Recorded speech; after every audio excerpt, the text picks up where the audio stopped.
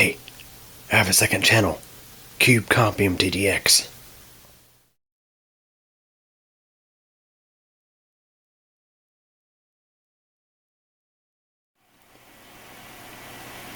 Hey everybody. So if you've built computers in the past, you probably know about the process called hard drive shucking.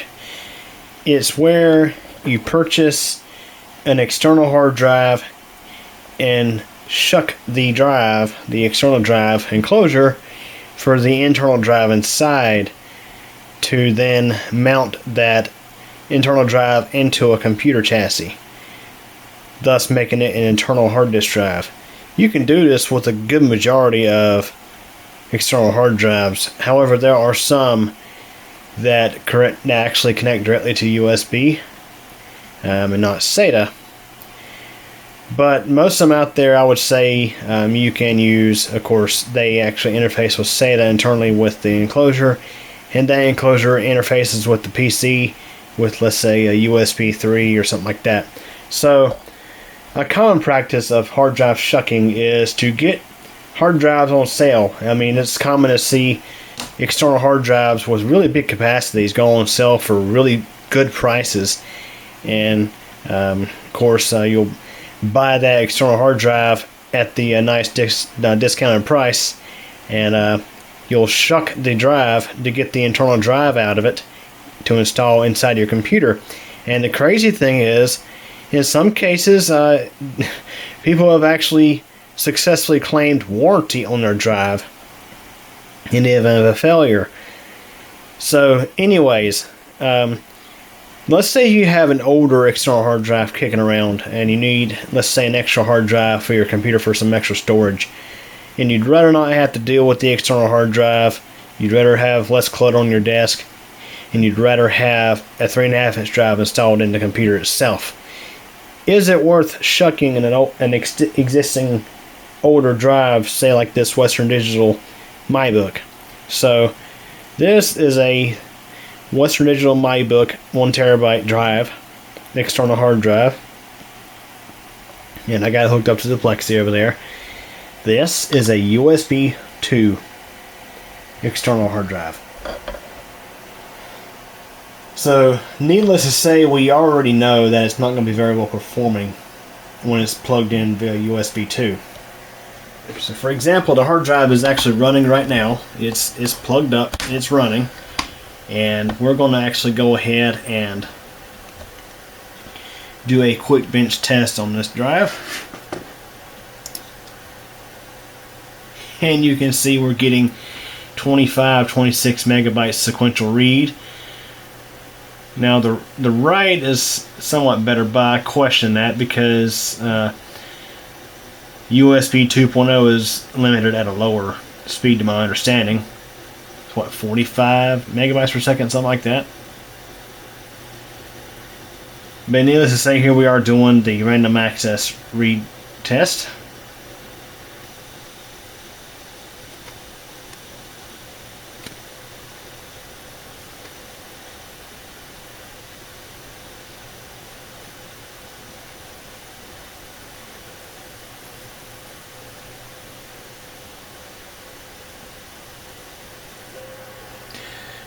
Okay, we finally finished the benchmark. That took a little bit. So let's get a look here. So you can see our sequential read was 26 megabytes per second. Write was about 90, which again I'm not quite understanding here, because I think we're surpassing the speed limit of USB 2.0. But our random access read speed, you can see the times there. So that being said, let's see what happens when we shuck this drive and hook it directly to the computer via SATA. Okay, so if you look carefully, you may be able to see the actual hard drive itself inside the enclosure. I'd say it's really well vented. Apparently somehow there's a bird feather stuck in there. That's what it looks like. But getting into this thing should not be too difficult.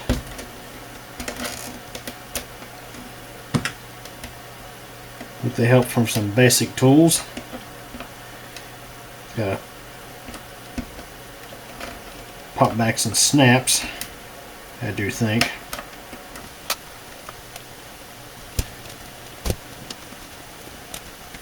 And of course, be careful to not damage the drive itself doing this.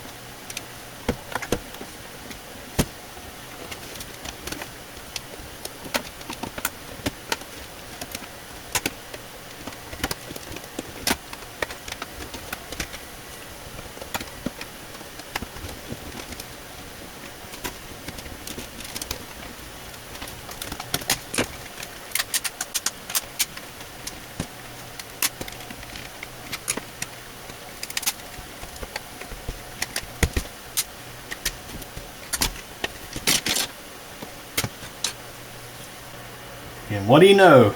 There's that bird feather. So we're in. So what we have here is a 1 terabyte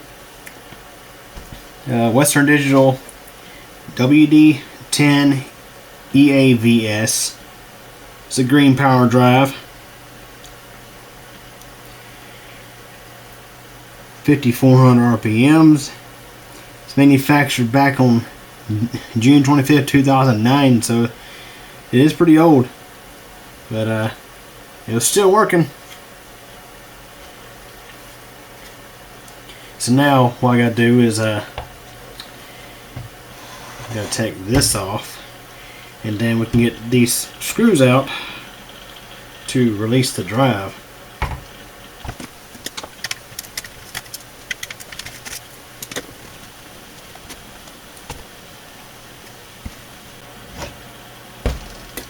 So this actually lifts out.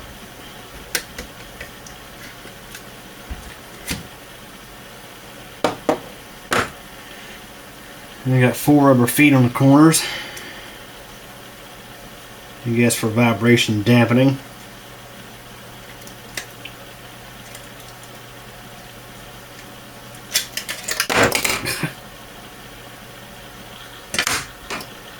Yeah, there's not really much to this thing. It's just yeah. And if you really wanted to, you could go back with a you could actually put a different hard drive in this if you really wanted to. Not that I would recommend it, because it's just USB 2. It's not like it's anything, you know, fast. So there's your control board. You got a little IC there, probably just for adapting a SATA interface to USB 2. So now I can actually hook this up via SATA. Now I should mention, if you want to actually install this hard drive in a computer, you would take these 4 screws out to release the actual hard disk drive from this little cage, and then you can install it right into a computer case just fine. And I should note that the Mid-Tower Lux Black Max, the data drive in that machine is my parent system. The drive that's currently in there now is actually it was actually shucked out of an external hard drive. And it's just, I mean, it does the job. It's just a data storage drive, so we're going to hook this up and we'll run a speed test. Okay, so the hard drive is plugged up and running. Here are the original results.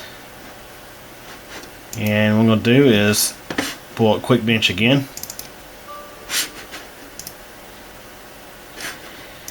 And let's see what we get this time.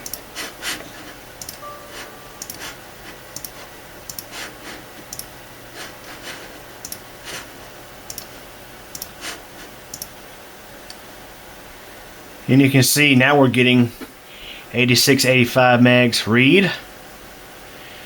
and our write is 96.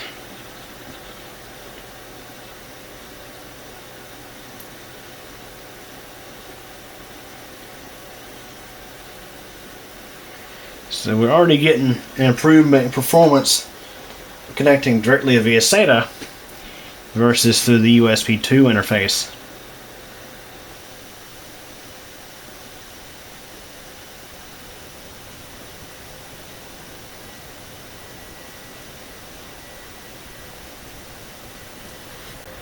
Okay, so the benchmark has completed.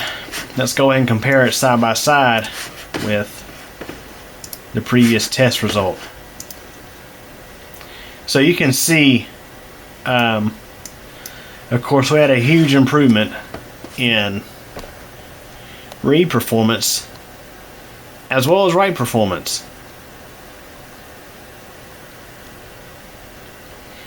And what I mean by that is the sequential speed there. You can see on the left is the USB 2, on the right is the direct connect. And you can see that the entire benchmark completed a lot faster, nearly 30 seconds faster. So I'd say that's really impressive. So if you look at the random access read speeds, you can see that that our times and speeds are better. Like for example, 512 bytes. The time on the USB 2 was 9.75 milliseconds with a speed of 51.28 kilobytes per second versus with the SATA interface 9.31 milliseconds with a speed of 53.69 kilobytes per second. And we go up here to 1 megabyte, you can see that the time you can see there's a huge difference here. For 1 megabyte, the time was 47.63 milliseconds with a speed of 21 megabytes per second versus direct connecting via SATA 21.75 milliseconds with a speed of almost 46 megabytes per second. So more than double.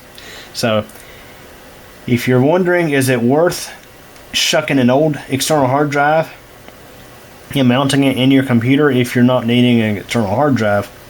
Yeah, definitely. I'd say definitely so. Not only that, if you're still wanting it to be an external hard drive, what I would suggest is you could go on Amazon or somewhere and pick up a USB 3 external enclosure for a 3.5-inch hard drive, and you could just reinstall that hard drive into the new enclosure. Because that's the big limiting factor with these older external hard drives is the USB 2.0 interface. Now, of course, we're doing this direct connect via SATA, but the results would actually be very similar if you were doing a USB 3 interface. So, the only other thing to keep in mind is with these drives, particularly these Western Digital Green drives, is at least some of them like to park their heads a lot. And a way to get around that is to use a utility called No Sleep HD, which will just write a file to the hard drive, and it will just rewrite that file every minute or so, or you can actually specify the duration and time. But what it does is it keeps the hard drive awake by giving it something to do once in a while. And not only will this prevent the hard drive from going to sleep randomly, but also it will keep it from parking its head, because I don't know the exact specifics off the top of my head, but there is a maximum amount of head parks before failure there's a certain number out there, and it's just not good for these things to be parking their heads all the time. So if you have one of these green drives, even if you actually bought it as a bare drive, I would suggest doing this. But yeah, again, this external enclosure was a huge limiting factor in performance with this drive. Now, of course, these numbers are not spectacular, but they're not terrible either. You could still use this as a data drive, and although you won't have super fast numbers, you'll still have pretty decent numbers as far as speeds for read and write. So yeah, if you have an external drive like that, I definitely would recommend either A, shucking it and putting the bare drive in your PC if you're wanting extra storage and don't need an external drive, or B, shuck the drive out of its original enclosure if it's a USB 2 enclosure, and picking up a new enclosure to install it in. So anyways, before I wrap this up, I do want to mention one more thing. It's important that you do check the health status of the drive, because sometimes these drives, especially in external enclosures like this, they get cycled a lot, and you could have a drive that has bad sectors or something like that going on. And I do suggest running a health check such as Crystal Disk Info. That way you can see the health of the drive. The reason why I can't run right now is because currently I have the RAID controller, or excuse me, the SATA port on the Plexi set for RAID, because for some reason the AHCI isn't working properly, the hot swap isn't working properly. So I got it set to RAID so that way I can still hot swap drives on this thing. And when it's in RAID, I can't pull up Crystal Disk Info on a drive that's connected via RAID. So anyways, if you have one of these external enclosures, external drives, and you want to get some extra performance out of it, yes, definitely shuck it. Shuck it and install it into your computer, or install it into a more up-to-date enclosure that's USB 3 or eSATA. So anyways, hope you all enjoyed this video. Thanks for watching. Well everybody, that wraps it up for this video, and I hope you enjoyed it. If you did, please like the video. Also, don't forget to subscribe to Caviar channel, and be sure to tick that bell so you'll get notified when new videos are posted. Also, don't forget I have a whole lot of other interesting videos here on the channel to check out. And also, in addition, I have a second channel, CubeCompMTDX, where I have all sorts of other videos not exactly related to technology. Links to the channels are available at the end of this video. Again, I thank you for your support, and thanks for watching this video.